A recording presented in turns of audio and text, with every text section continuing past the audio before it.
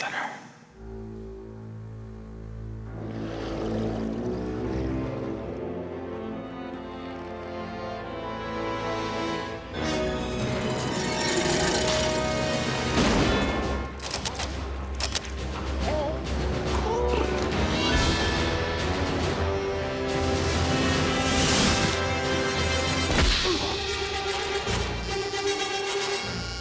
Meow.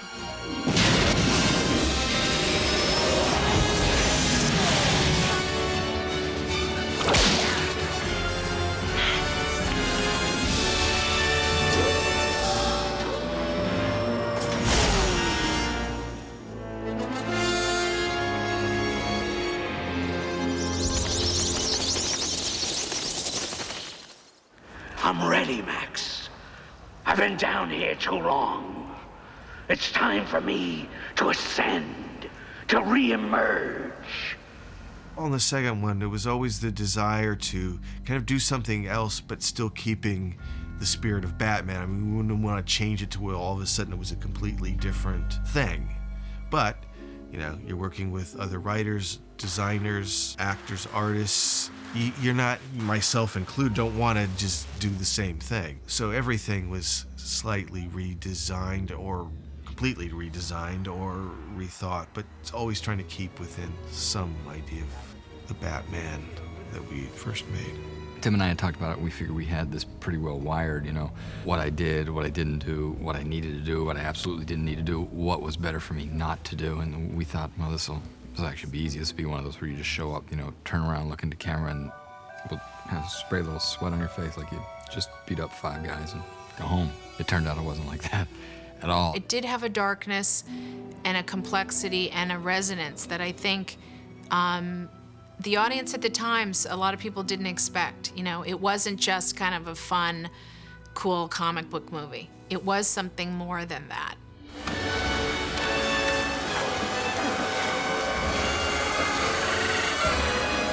You didn't invite me, so I crashed!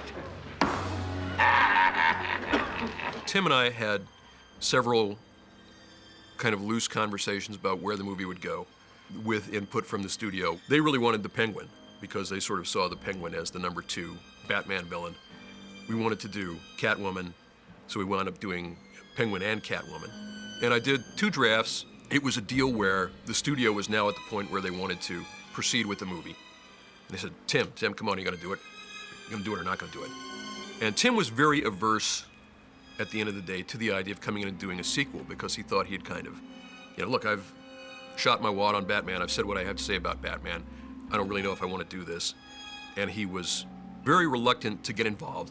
And finally, the way that they kind of got to him was to say, well, what if the second movie is really just a Tim Burton movie? And that kind of got his attention and got him thinking about what he could do with it again. You know, how extreme could you go with the Penguin? How extreme could you go with Catwoman? What if you didn't have to worry about, you know, sort of the fidelity to the mythology, all of that kind of stuff like that? I wouldn't have done it right after the first one because that was like the last thing you'd want to do was go right into another one of those. So I did Edward Scissorhands after Batman, which was nice, sort of different kind of experience, which was great. But then I was still intrigued by the other characters, you know, like the Catwoman, you know, came to mind right away because that's next to the Joker. That was probably my favorite second villain in the piece. And then that got us to thinking about, well, the Penguin. You know, you could find the psychological profile of Batman, Catwoman, Joker, but the Penguin was just this guy with a cigarette and a top hat, you know, and didn't really, what is he? So, but then started thinking about, you know, Catwoman, Batman, sort of this animal people, and Penguin, and started to think about him, tried to find a profile for him. And so it was fun to kind of come up with this sort of bad freak, you know, but again, that duality of somebody who's been sort of wronged and you know, has that sort of split, not like dark, but sort of human animal, you know, and sort of using the animal motif as a strong image for the film. And then I started to get excited about it. Well, once we decided, that Tim was going to direct the sequel, we jumped right in with the script. So it was challenging. It was not an easy screenplay to develop. Most of the stuff that I had done for that movie wound up being scrapped. And the decision that came out of that was just basically to go with pretty much a whole new direction with the story. Tim and I never had a conversation about like, what are fans of the comic book going to think? What are the people going to think? What are the sponsors who, have promotions connected to the movie going to think of this movie? We never had those conversations. We never thought about it. I mean, we were really just about the art. We surprisingly got very little directives from the studio, like you must have, Robin. And there was none of that really. I think we did try it. We did try something, and Tim was big on not making a big deal about it. Like we wanted to work in maybe a Robin character. I could tell he was not enthusiastic about it from the get-go. But we wanted more of a thing where it was kind of like something that would be hinted at and then developed in a later movie. At some point, there was a discussion of Robin, and again, the only way I could see it was to try and find a profile that worked. But what ended up happening was, again, I think at the end of it all, we just realized we had too many characters, and people even complain, even without Robin, they complain that there maybe is too many characters, and always with, there was always the idea that the third or fourth, at this point, I think Warner saw it as a potentially ongoing thing maybe, and therefore, there was always that, well, if we don't do it in this one, they'll do it in the next one kind of deal. What Tim is able to do is make characters that are mythic. He is able to connect with them on an emotional level and make them real and grounded, so that even though they seem to be, otherworldly or larger than life, their emotions are real and relatable. More than any other person who's interpreted Batman, that I really think that Tim Burton has the most in common with Batman. I remember hearing things like, in the first movie, the Joker stole the show, and in the second movie, he's hardly in it. It's all the Catwoman and Penguin, and I always felt that those people, for me, were missing the point of the character of Batman, what he is. That's why I didn't like Robin involved, just because this guy wants to remain as hidden as possible and in the shadows as possible and unrevealing about himself as possible. So, all of those things, he's not going to eat up screen time by these big speeches and doing, dancing around the Batcave, I always felt he was in at the right amount and the right sort of level of him. Mark. Okay. And action! We really wanted Michael Keaton to be Batman and Bruce Wayne again. I mean, it's always hard, I think, for an actor to commit to playing the same character over and over again. They have to feel confident that they have something more to bring, to the character. And, Michael definitely struggled with that and questioned it, which I think was good. It pushed us to really make sure that the character, reached the level of the first movie. I think Michael was game for it. I think he was probably game for it the same reason I was, which is, he'd done the character and got to kind of revisit it with other actors and other people, other situations. So, I think that was probably the lure for him. I don't think it was the joy of climbing back into the suit, but I think it was for those reasons probably. The only challenge I thought of before I started it was the mere fact that I had never done to a character twice. So I was interested in doing that. What I hadn't anticipated was, I was into my second or third day, I realized something seemed a little off, and what I think I was doing was imitating myself. You're playing the same character, so I had to keep thinking, well, I played this character, so what does he do here? And I excluded any other possibilities. So once I found myself saying, okay, this seems like what he would do here, but it doesn't sound right and it doesn't feel very right. So I found myself kind of doing an impersonation of myself, which was, first of all, impossible, and second of all, really strange. And so I just dropped that and said, no, you gotta just open up like it's the first time and just trust that you know, the character will be there, I guess.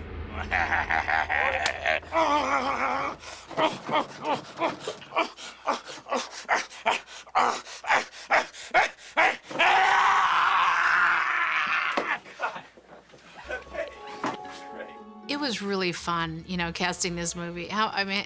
What a dream come true to have to cast the Penguin and Catwoman in one movie, you know? And I think everybody always just automatically said Danny DeVito's the Penguin. Who else is going to be the Penguin? There was a piece in the paper. Somebody said, wouldn't it be cool if Danny played the Penguin? And I looked at it and went, wow, you know, I never thought about that. That's how I sort of got introduced to it. Danny was the first and only choice for that. There was no question about it. And action, Danny!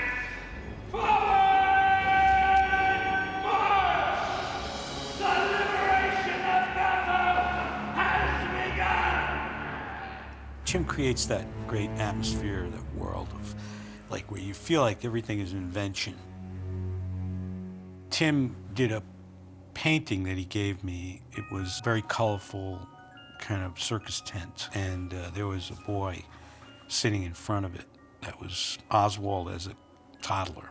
He didn't have hands. He had, you know, flippers, and he was kind of rotund and small, and he had kind of a weird pointed features, and the caption read, "My name is Jimmy, but they call me the hideous penguin boy." It was a great image to start from. He kind of became the character and was the Penguin throughout the movie, on and off the set. He stays in character all the time, and it's really creepy. I really got to eat a lot of raw fish. It was great. I always liked sushi, but this was really spectacular. Raw and cold and just fresh. Tasty. They were really good. God, my mouth is watering. What time is it? And if somebody put their fingers too close to his mouth, he might just take it off. Electroshock therapy. What a bargain. We initially had cast Annette Bening as Catwoman, and you know, did wardrobe things and all sorts of fittings and stuff. And really close to shooting, I got a call one morning, and you know, sort of a long pause on the phone, and she, you know, said she was pregnant, and I was like I'd never had like such a split mixed feeling in my life. I was like very extremely happy for her, and then just like dropping down a dark abyss at the same time. And it was kind of a crazy period because I would say every single actress from 20 to 45 on the planet wanted to be Catwoman, and we were kind of barraged. Sean Young, who had originally been set to play the lead in the first picture, wanted very much to do the Catwoman. And she appeared in cat costume one day at the studio. I thought that it would work to be sort of like aggressive in the sense that that's what Catwoman would have done. She would have just gone, "Rawr," and she would have gone in there, and that's just what I did. I did like a major kind of Catwoman adventure. The next thing I knew, my office door flew open, which tells you about the difference in security these days. And Michael, Keaton, and I saw Sean Young dressed as Catwoman leap over my sofa and say, "I am Catwoman." We looked at each other and went, whoa. I was only told about it. But the eyewitnesses, I believe. I don't think it was a UFO sighting or, you know, the legend of Bigfoot kind of a situation. I think the resources are fairly reliable. When Michelle Pfeiffer expressed an interest, something just clicked where we thought, you know, she's perfect. She also could be both Selena Kyle and Catwoman. I met with Tim, and I found him very unusual and interesting, and he explained the part to me. And I thought it would be a couple of scenes and probably, you know, not a fully developed character. Then to my surprise, I read the script and I found she was just very, actually more complicated than I could have even imagined, just sort of psychologically. And even now people say to me, now, is she a bad guy or is she a good guy? And the reason that is because the character always was kind of going from one side to the other. And I think that she was always good at heart, but was always running astray. Well, I tried to lick her, but they didn't put that in. The Penguin is very interested in getting close to that pussycat. The movie was very much shot out of sequence. So it was a challenge to know where I was half the time. And also, it's real ensemble, so every scene, every moment counts. You don't have a whole movie to develop a whole character, so it was actually one of the most challenging roles I've done. I wanted to talk to her about it before we started, because I kind of wanted to warn her about what she was in for, but I didn't, and I could only offer sympathy, really, you know, and because there's no suggestion. You can't say, well, you know, here's the way I deal with this kind of picture. She was very impressive. I mean, two things that impressed me extremely was when the cats were kind of bringing her back to life for sort of eye flutter and her eyes opening up. I still find that really chilling and amazing. And then that moment where, you know, she put a live bird in her mouth and held it there for several seconds and then let it fly out. I mean, I don't know too many people that would do that. She did it several times. And no bird or person was injured. Here, look at this. Bob Kane. Excellent. Penguin, Catwoman, Joker.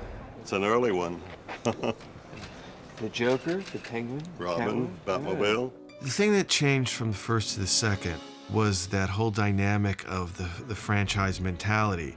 And so unlike the first one, before I start the second one, you know, toy companies and t-shirt makers and you know are asking, well, what's this character going to look like? I was having these meetings where, you know, I was like, well, we haven't designed the character yet. You know, the prep of this film was pretty enormous. Just the set of Gotham City, you know, detailed, beautiful, stylistic set. Bo Welch did an amazing job on this sort of neo-expressionistic, Germanic city that had such character and really was a character in the movie. And you know, we wanted it to be winter and Christmas and to actually snow inside the soundstage. The challenge is to create the atmosphere that this is going to be in, and that was about air conditioning sound stages down to a certain temperature and getting the breath and also creating an atmosphere for these real penguins. The second one was more difficult in the sense that we had weather conditions. You know, we had to cool down the sets for the penguins. So, you know, we were in like 100-degree weather, you know, people in shorts in LA, and we're coming out of the stages in parkas and snow gear, you know, and we have 3 people in full, you know, costume, makeup, you know, and dealing with all of that stuff. But again, you know, it's the actors and the people that keep you going, really. What was fun about working with Tim was he actually was improvisational about his direction. And he actually did respond to what the actors brought to the space in rehearsal.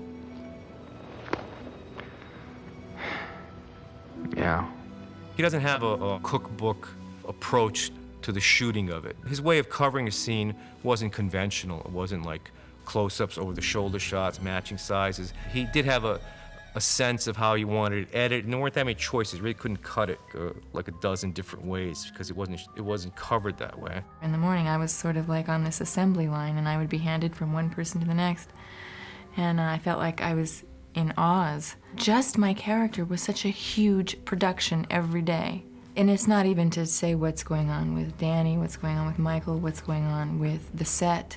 You know, they're moving buildings around, and I would get lost on the stage all the time because I would walk and they would have moved everything around, and I could never find my way to the set. That's never happened to me before. The first couple days, it was really fun to watch the expression on Danny DeVito's and Michelle's faces because they just looked absolutely lost. And it was kind of like sadistically funny to me because I knew exactly what they were going through. We tried to keep it so that Oswald was not just exposed to everybody on the set, on the lot, so they had this little thing. Tim made a kind of a canopy with the art department that I'd travel to the set in this little kind of circus canopy. It was good because you could stay in character. You could just be Oswald, and everybody respected Oswald. They kept their distance, but the crew and the other members of the cast and everybody was really, you know, into it, and they were very respectful. About every 15th day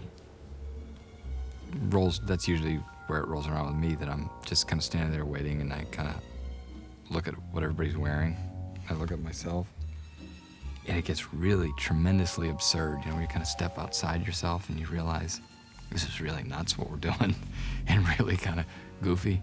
It's really a strange experience, and instead of kind of saying, I've made an enormous mistake here, you just gotta kind of laugh and say, well, here we go. It was more fun to see two other people do it, because at first, you know, I looked at Jack and, you know, reminded him now and then we were both grown men doing this. I just wanted to check in every once in a while, but this time I figured, hey, if I go down, I'm going down with two other people. So, you know, we're all going down in dumb suits. Felt like Elvis walking into Caesar's. Yeah, I mean, people would start to laugh, but it would be for different reasons. Some reasons would be just the absurdity of it. I think some of it was just exhaustion and, like, insanity. But it was easier for me to laugh because I'm looking at him from the outside, looking at the whole thing. And so sometimes I'd start laughing, and they probably thought, like, what am I laughing about? It's not funny, you know. Why don't you get in this costume? But there was some catching themselves in the mirror and seeing what was going on kind of a thing. But to their credit, they always kept it, you know, they found the right level of keeping it real and finding the humor when it was there. I had an experience with a monkey, which was like harrowing. We were doing the scene in the lair when Batman sends a note with this little kind of rhesus monkey. We were doing this rehearsal, and the monkey's coming down, and the monkey's like got the note, and the trainer's there, and he says, you better, you know, look, go over and, you know, get the note from the monkey. I go over to the monkey, and I take the note, and he hands me the note. And I give it to the trainer, and the trainer gives it back, and they say, okay, this is fine, we can shoot.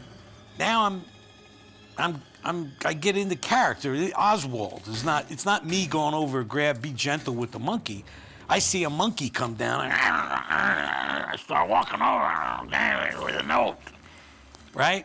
And the monkey comes halfway down, sees me, and goes berserk. You know, and we did it again.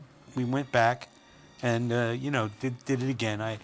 And the monkey got kind of used to me, and you know, we're very friendly now. The monkey and I, we spent last weekend at Shutters at the beach. Obviously, I like the fact that it, you know, there's no pre-sound. It's just, you know, keep the shock of the explosion there.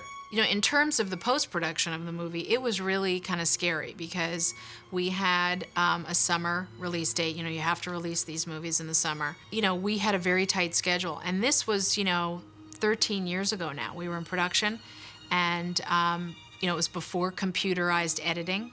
It was before all these, you know, CGI techniques that we have today. It was very different time in terms of making a special effects movie.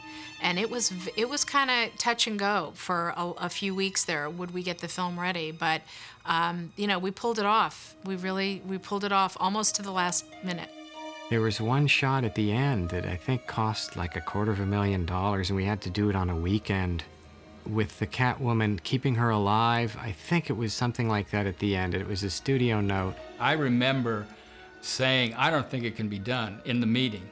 We'll try. And then it was a flurry of phone calls after that. Literally, it was the next day or even that afternoon that we got a Catwoman suit out of storage and put it on somebody and actually shot.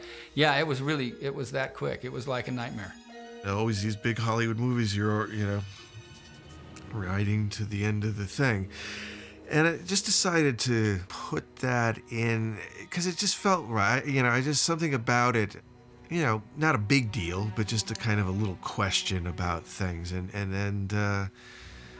I don't know, since I'd ended the last one with Batman up there's something about something ending with somebody else up there since he was down there, you know, and like the whole thing about cats and the whole 9 lives thing and this sort of mystical quality of cats, and is it real, is it, you know, is there a slight supernatural aspect to cats and things like that, you know, sort of seem to fit the material.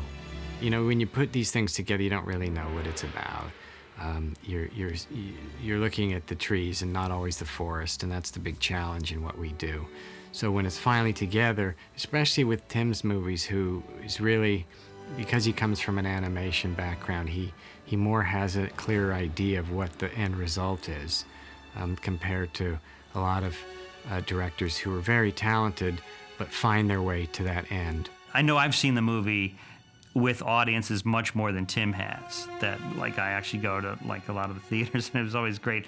The lights coming up after Batman Returns, and it was like, you know, kids crying, you know, people acting like they'd been punched in the stomach and like they'd been mugged. But, you know, part of me relished that reaction, and part of me, like, to this day, like, oops, you know. One person would come in and go, oh, this is so much lighter than the first movie. And the next person would come and go, oh, this is so much darker than the first movie. And it's like, well, light and dark are, you know, they're opposites. So it's like, how can something be, and it was like 50% passionately one way, passionately the other. And I thought, this is an odd dynamic. This is quite interesting. I remember like one write-up, I think it was in the USA Today, that basically panned the movie and said it looked like it was shot in an inkwell, which I guess is really a compliment, you know. But at the same time, I don't know that I took it as a compliment. I took it as really kind of a criticism or a put down of the movies, because I don't think it came out to generally good reviews. You know, even though it was the #1 movie, but a lot of people accused the storyline not being developed or meaningful in some kind of way. So I thought it was a bit misunderstood. I did hear of somewhat of a backlash, that it was too gross, you know, we can't have black stuff coming out of his mouth. The movie itself, apart from, you know, being a merchandising machine, you know, apart from all the toy sales that it's supposed to generate, the movie itself was never presented as, you know, a child-friendly movie. And so I just think it's a mistake of perception. I think, you know, the parents who complained just got it wrong. But there was no attempt to deceive anyone.